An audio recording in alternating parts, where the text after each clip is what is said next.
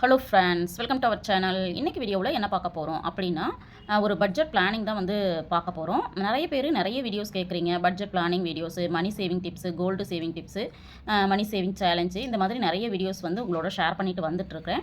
ஆனாலும் நீங்கள் ஒரு சில வீடியோஸ் வந்து கேட்குறீங்க. அந்த வீடியோவை உடனே என்னால் போஸ்ட் பண்ண முடியல. அதுக்கு ஃபஸ்ட்டு நான் வந்து சாரி கேட்டுக்கிறேன். ஏன்னா என்னால் வந்து கொஞ்சம் பிஸியாக இருக்கிறதுனால என்னால் வீடியோ வந்து மேக் பண்ண முடியலை.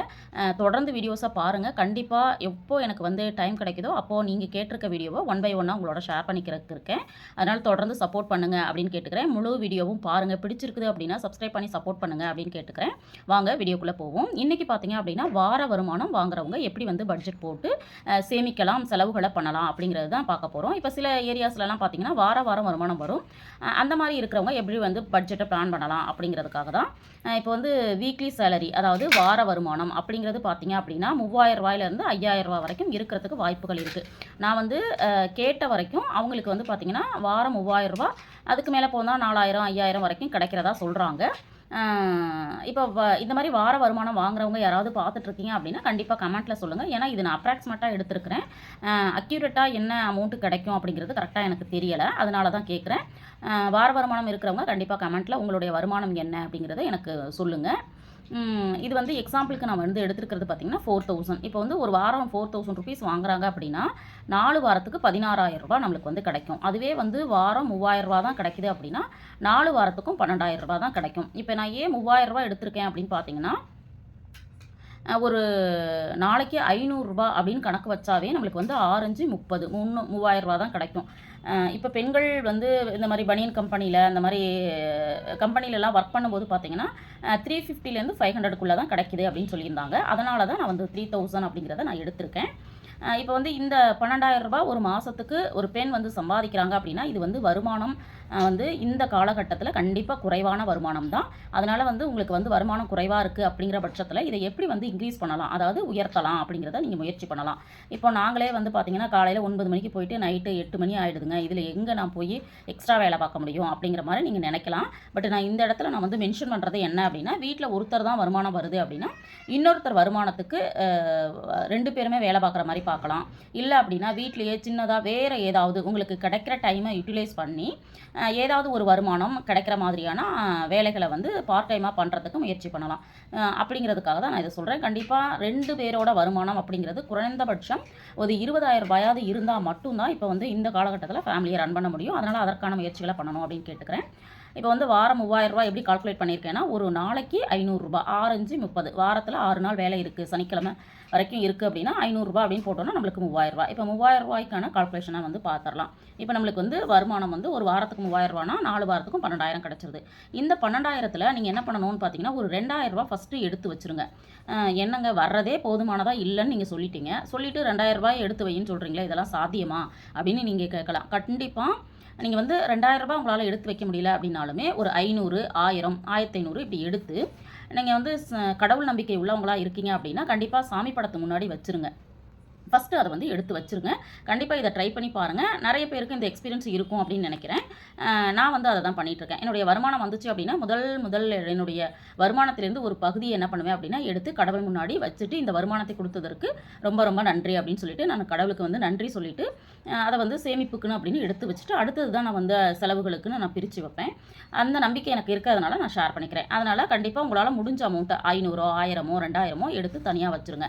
இந்த அமௌண்ட்டை வச்சு என்ன பண்ண போகிறோம் அப்படின்னா, சிலர் வந்து கடன் இருக்குது அப்படின்னு சொல்லுவோம். அப்படி இருக்கவங்க கடன் அடைக்கிறதுக்கு அப்படின்னு சொல்லி அதை பயன்படுத்திக்கோங்க. இல்லை உங்களுக்கு வந்து கடன் இல்லை அப்படின்னா இதை வந்து சேமிப்பாக வந்து ஒரு எஸ்பி அக்கௌண்ட் ஓப்பன் பண்ணி போஸ்ட் ஆஃபீஸில் மாதம் உங்களால் முடிஞ்சதை சேமிக்கிற மாதிரி பார்த்துக்கோங்க. இல்லைனா ஒரு ரெக்கரிங் டெபாசிட் ஸ்டார்ட் பண்ணி அதில் கூட பார்க்கலாம். இல்லை உங்களுக்கு வீட்டுக்கு ஏதோ தேவையான பொருட்கள் வாங்கணும் அப்படின்னு நினைக்கிறீங்க, இல்லை குழந்தைங்களுக்கு ஏதாவது தேவைப்படுது அப்படின்னா அந்த மாதிரி உள்ள செலவுகளுக்கு அப்படின்னு சொல்லிட்டு நீங்கள் ஒரு 2000 ரூபாயை ஃபஸ்ட்டு எடுத்து வச்சுருங்க. இப்போ நம்மளுடைய மைண்ட் செட் என்னவா இருக்கணும் அப்படின்னா, நம்மளுடைய வருமானம் அப்படிங்கிறது 12,000 கிடையாது 10,000 தான் அப்படின்னு நினைக்க ஆரம்பிக்கணும். நீங்கள் வாயில் சொல்லிடுவீங்க, ஆனால் அதை செய்கிறது எவ்வளோ கஷ்டம் தெரியுங்களா அப்படின்னு நீங்கள் கேட்கலாம். பட் வந்து உடனே செய்ய முடியல அப்படின்னாலும் கொஞ்சம் கொஞ்சமாக முயற்சி பண்ணிக்கிட்டே இருந்தோம்னா நம்ம மைண்ட் என்ன சொல்லுதோ அது வந்து செயல்பாடாக நம்மளுக்கு அமைஞ்சிரும். அதனால் ஒரு 10,000 ரூபா தான் நம்மளுக்கு வருமானம்.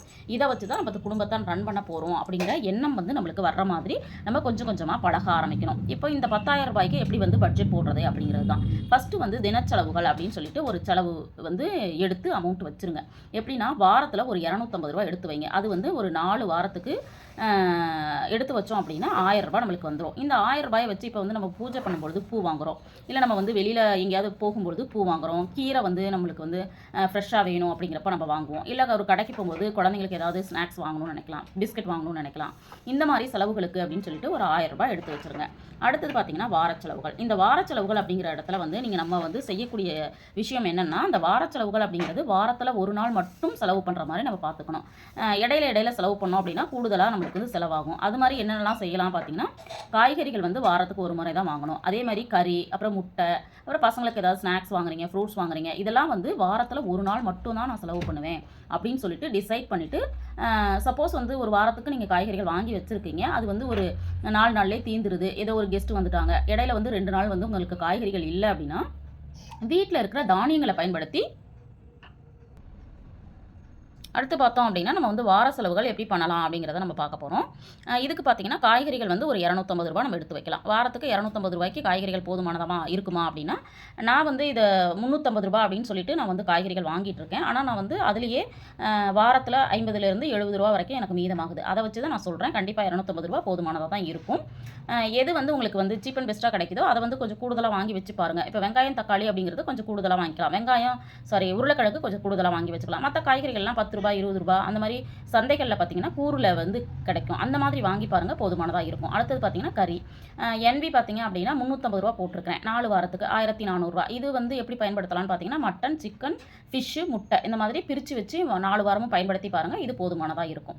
அடுத்து பார்த்தீங்கன்னா குழந்தைங்களுக்கு பழம் வாங்குறதா, அப்புறம் ஏதாவது ஸ்நாக்ஸ் வந்து குழந்தைங்களுக்கு வாங்குறீங்க அப்படின்னா இதுக்கெல்லாம் வந்து வாரம் 150 ரூபான்னு எடுத்து வச்சுருங்க. 4 வாரத்துக்கு ஒரு 600 ரூபா கிடைக்கும். இப்போ மொத்தமாக வார செலவுகள் அப்படிங்கிறது நம்ம 3000 ரூபாய்க்குள்ளே இருக்கிற மாதிரி நம்ம பிளான் பண்ணிக்கணும். இது வந்து ரொம்பவும் கடினம் தான், இருந்தாலும் முயற்சி பண்ணோம் அப்படின்னா கண்டிப்பாக எல்லாராலையும் முடியும்.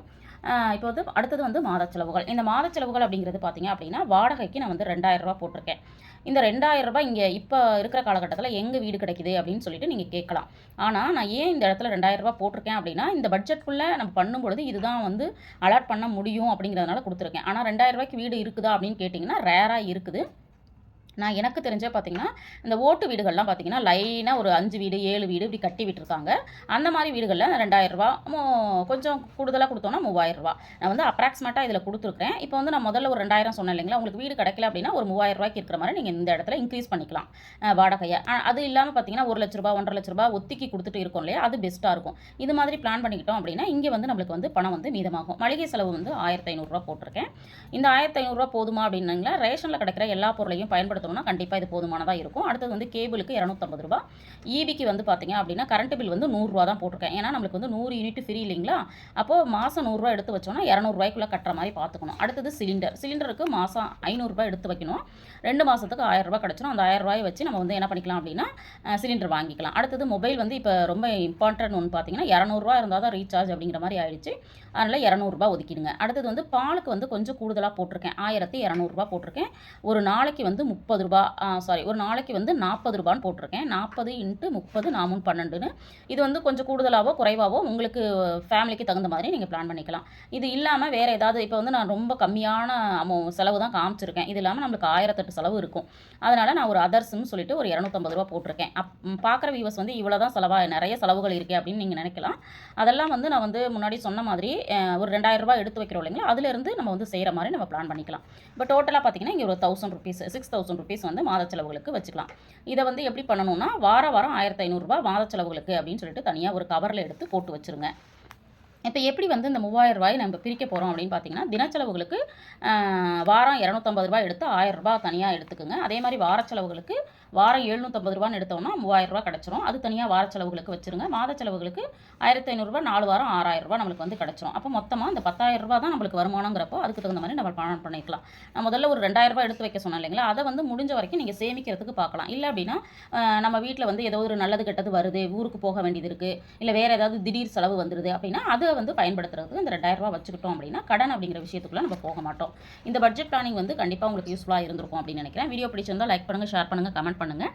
மறக்காமல் நம்ம சேனலை சப்ஸ்கிரைப் பண்ணி வச்சுட்டு பாருங்கள். தேங்க்ஸ் ஃபார் வாட்சிங்.